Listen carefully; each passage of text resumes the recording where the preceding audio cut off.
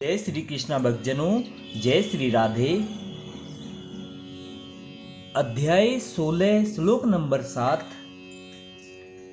प्रवृत्तिं च निवृत्तिं च जनाः न विदुराशुराः न शोचं न अपि च आचाराः न सत्यं तेषु विद्यते।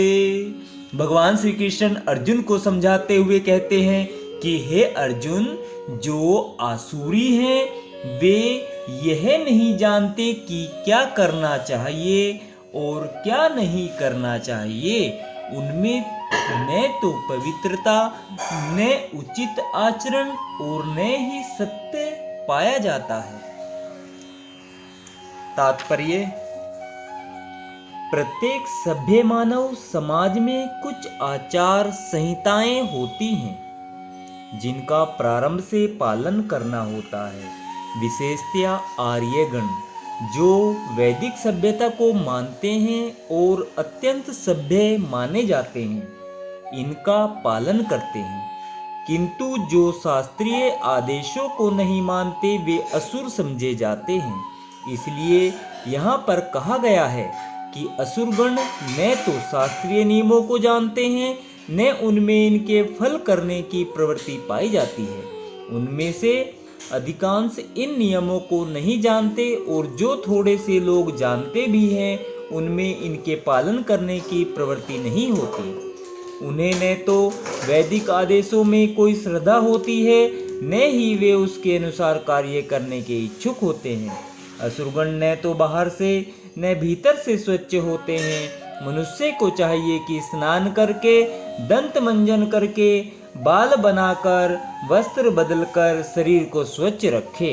जहाँ तक आंतरिक स्वच्छता की बात है, मनुष्य को चाहिए कि वह सदैव ईश्वर के पवित्र नामों का स्मरण करे और हरे कृष्ण महामंत्र का कीर्तन करे। असुरगण बाह्य तथा आंतरिक स्वच्छता के इन नियमों को न तो चाहते हैं न इनका पालन ही करते हैं। जहाँ तक आचरण की बात है, मानव आचरण का मार्गदर्शन करने वाले अनेक विधि विधान हैं, जैसे मनु संहिता जो मानव जाति का अधिनियम है। यहाँ तक कि आज भी सारे हिंदू मनु संहिता का ही अनुगमन करते हैं। इसी ग्रंथ से उत्तराधिकार तथा अन्य विधि संबंधी बातें ग्रहण की जाती हैं। मनु संहिता में स्पष्ट कहा गया है कि स्त्री को स्वतंत्रता न प्रदान की जाए।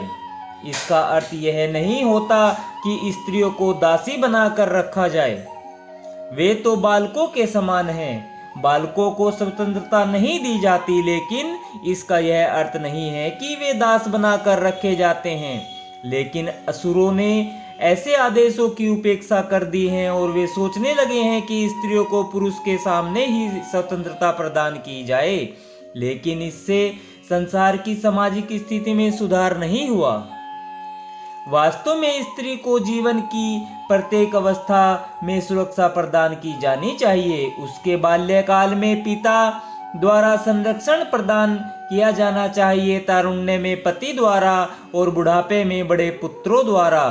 मनु संहिता के अनुसार यही उचित सामाजिक आचरण है। लेकिन आधुनिक शिक्षा ने नारी जीवन का एक अतिरंजित अहंकारपूर्ण बोध उत्पन्न कर दिया है। अतएव अब विवाह एक कल्पना बन चुका है। स्त्री की नैतिक स्थिति भी अब बहुत अच्छी नहीं रह गई है। अतएव असुरगण कोई ऐसा उपदेश ग्रहण नहीं करते जो समाज के लिए अच्छा हो, क्योंकि वे महर्षियों के अनुभवों तथा उनके द्वारा निर्धारित विधि विधानों का पालन नहीं करते। अतएव आसुरी लोगों की सामाजिक स्थिति अत्यंत शोचनीय है। राधे राधे भक्तजनों, राधे राधे, जय श्री कृष्णा। आज हमने श्रीमद् भगवत गीता के अध्याय 16 के श्लोक नंबर 7 का आनंद लिया है। कल हम 8वें श्लोक का आनंद लेंगे। राधे राधे, जय श्री कृष्णा।